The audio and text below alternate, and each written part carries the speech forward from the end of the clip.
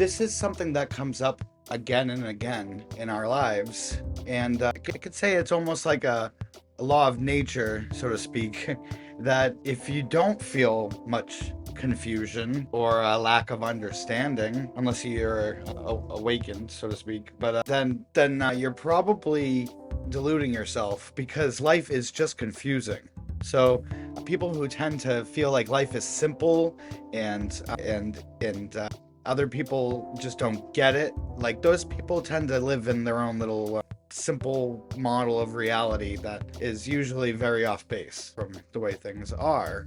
They have their own narrative that they layer on top of reality, and it suits them.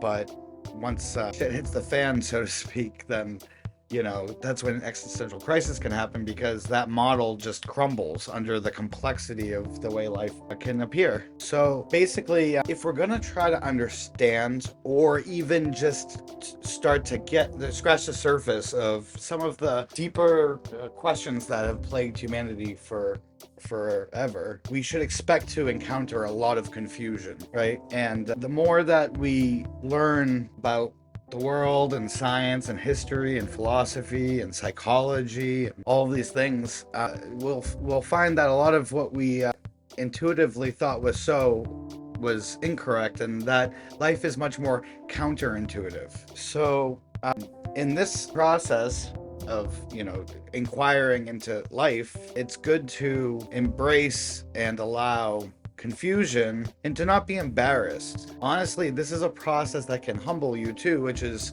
a great way to develop your character.